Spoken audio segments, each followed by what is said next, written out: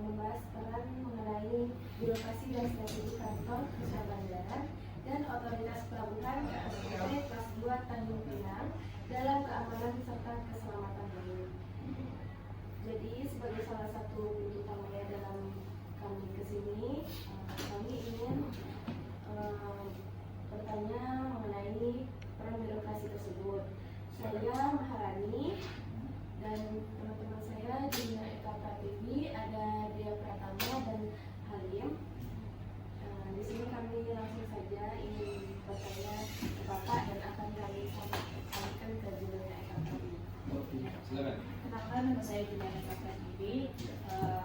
Kami dari program studi Ilmu Administrasi Negara, Fakultas Ilmu Sosial dan Ilmu Politik, Universitas Maritim Raja Ali Haji Tanjung Pinang. Tujuan kami di sini untuk meminta Bapak memberikan informasi terkait judul kami, peran birokrasi dan strategi dalam kantor Kesyah Bandaran dan Otoritas Pelabuhan KSOP kelas 2 Tanjung Pinang dalam keamanan serta keselamatan kantor.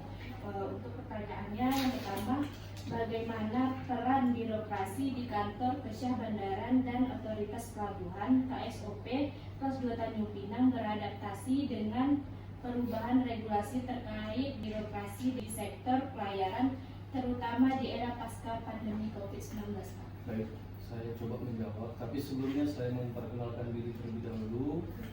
Nama saya Arif Priambodo, jabatan sebagai Kepala Subbagian Tata Usaha di kantor KSOP kelas 2 Tanjung Pinang. Jadi kehadiran adik-adik akan selalu kami terima karena sebagaimana pesan dari Pak Menteri Perhubungan melalui Pak Dirjen termasuk pimpinan terendah pihak kepala PT, kepala kantor dalam ini adalah meningkatkan untuk mendukung peningkatan sumber daya yang ada di tempat, dalam hal ini Provinsi Kepulauan Riau, tepatnya di Kota Tanjung Pinang. Pertanyaan pertama itu terkait birokrasi ya. Nah, kalau kita berbicara KSOP itu apa? Tadi adik sudah sebutkan, tusi kami sebagai regulator. Nah, jadi sudah pasti, sudah jelas terkait untuk suatu produk. Dalam hal ini tugas kami pokoknya adalah menjaga keselamatan dan keamanan pelayaran yang berada di wilayah kerja kami. Wilayah kerja kami ada 3, Pangkil, Dompak, Bocor. Dan untuk pelabuhannya adalah Pelabuhan Tanjung Pinang, Port of Authority Tanjung Pinang. Nah, kalau berbicara pasca pandemi COVID otomatis dalam hal pelaksanaan pelayanan itu tetap dilaksanakan sesuai dengan aturan yang berlaku, Undang-Undang Nomor 17 Tahun 2008 tentang pelayaran, serta turunannya jumlah teknisnya diatur dari Peraturan Presiden, Peraturan Menteri, sampailah Instruksi Direktur Jenderal Perhubungan Laut. Kalau pemberlakuan khususnya kita ada terminal penumpang yang melayani kegiatan internasional. Nah, jadi kapal yang datang dari Malaysia dan Singapura. Nah, itu kita kolaborasi dengan COKP. Jadi tahu nggak COKP? Tidak ya? Nah, saya kasih tahu, Custom, Immigration, Port Health. Jadi satu mata rantai, termasuklah nanti dengan polisian. Nah, jadi satu mata rantai yang ada di pelabuhan yang memberikan pelayanan. Nah, kalau kita memberikan pelayanan, jika ada temuan kendala secara hukum dan aturan, maka akan kita limpahkan kepada pihak kepolisian. Tapi kita pun juga memiliki penyidik yang diberikan kewenangan sesuai dengan undang-undang pelayaran. Itu jawaban nomor 1. Jawaban nomor 2-nya, bagaimana kantor Ketua Bandaran dan Otoritas Pelabuhan KSOP kelas 2 Tanjung Pinang mengatasi kendala birokrasi yang sering dianggap memperlambat proses operasional di pelabuhan? Kita tadi seperti saya bilang, kita kan regulator. Jadi sebagai regulator ada operator. Jadi pelabuhan itu yang mengelola adalah Badan Usaha Pelabuhan. Dalam ini mungkin adik-adik sudah tahu atau belum, namanya Pelindu. Nah begitu. Jadi fungsi kita sebagai pengawas sampai dengan detik ini masih berjalan sesuai dengan aturan dan ketentuan. Itu jawaban modul.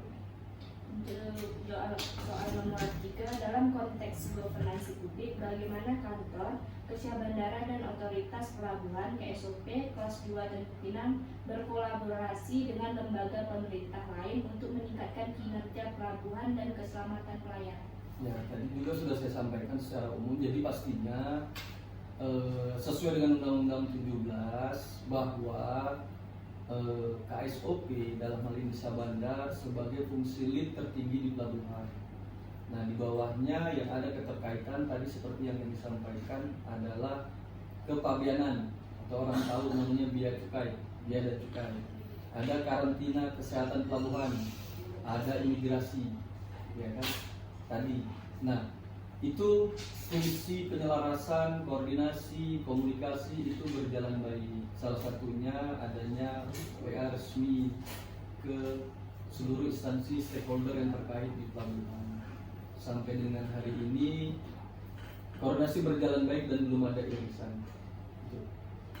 Untuk soal nomor 4, bagaimana kantor Kesia Bandaran dan Otoritas Pelabuhan KSOP kelas 2 Tanjung Pinang menghadapi tantangan lingkungan seperti pencemaran laut dan perubahan iklim dalam menjaga keberlanjutan operasional pelabuhan? Baik, sampai dengan detik ini kita khususnya yang berada di Tanjung Pinang ya, Tanjung Pinang kita belum pernah melihat ataupun mengenali adanya pencemaran yang sangat signifikan. Namun tetap dalam hal ini KSOP sebagai regulator itu merupakan bagian dari fungsi kami mengawasi terkait khususnya pencemaran, bekerjasama dengan lingkungan hidup atau dinas lingkungan hidup baik di kota maupun di provinsi ataupun tingkat pusat. Nah untuk di Tanjung Pinang ada beberapa hal langkah-langkah yang telah dilakukan oleh KSOP dalam hal ini sebagai unit pelaksana teknis dari Kementerian Perhubungan, Direktorat Jenderal Perhubungan Laut, yang bisa mungkin adik-adik lihat di media sosial maupun media elektronik dalam bentuk pemberitaan. Pada saat Hari Perhubungan Nasional kemarin September 2024, kami KSOP mengundang dan mengajak seluruh instansi terkait untuk melaksanakan kegiatan bersih laut dan pantai. Nah itu sebagian bentuk wujud kegiatan dari upaya meminimalisir terkait pencemaran, khususnya tumpukan-tumpukan sampah atau seperti berkas plastik dan lain-lainnya yang berada di tepian sisi pantai maupun sisi laut yang bisa kami lakukan.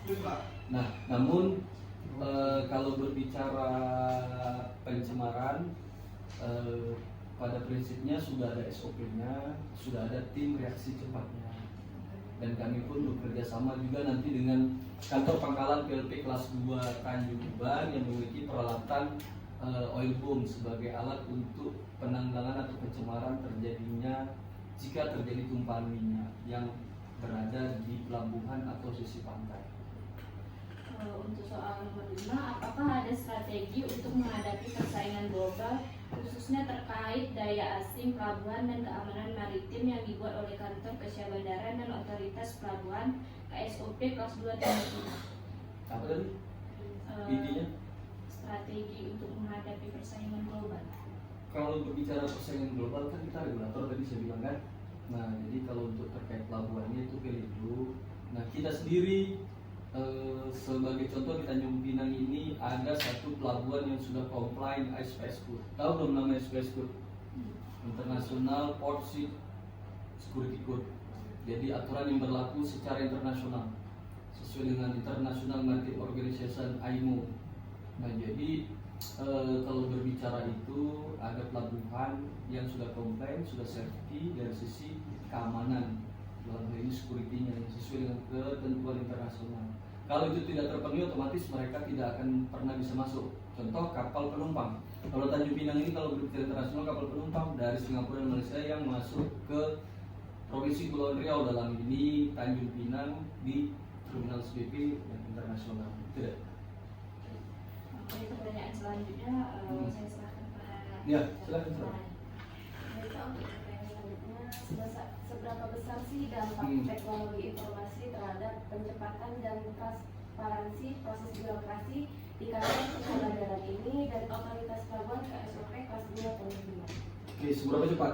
Iya. Maunya berapa cepat ya? Kalian punya indikatornya nggak? Tahu nggak kira-kira? Oke, jadi saya kasih tahu. Ini berbicara digitalisasi. Nah, mungkin adik-adik bisa juga sedikit nanti melihat media sosial dari KSOP di Microset maupun media sosial. Itu bisa lihat kita sudah terbuka untuk umum. Terbuka untuk umum berarti kita sudah memanfaatkan fasilitas digital yang sudah ada, berkembang sesuai dengan pertumbuhan perekonomian, termasuk berkembang untuk memberikan pelayanan kepada masyarakat.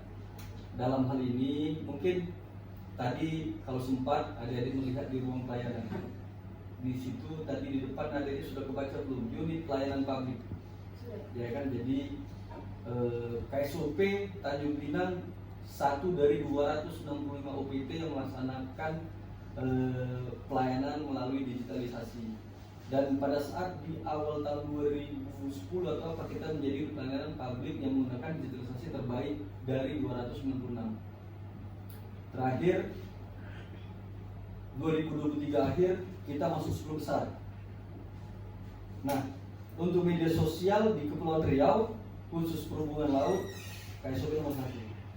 Nah, jadi sudah dipastikan berbicara digitalisasi tadi, ya kan? Kita sudah menerapkan, termasuk juga kita sudah selalu menyampaikan kepada masyarakat pengguna jasa pelayaran yang melakukan pelayanan, yang mendapatkan pelayanan dari kami untuk memberikan survei kepuasan. Angkanya itu sudah selalu di atas 3,8 dengan total indikator jika sempurna 4. Berarti mungkin adik-adik sudah bisa menyimpulkan seberapa jauh pelayanan yang bersifat digital yang kami berikan.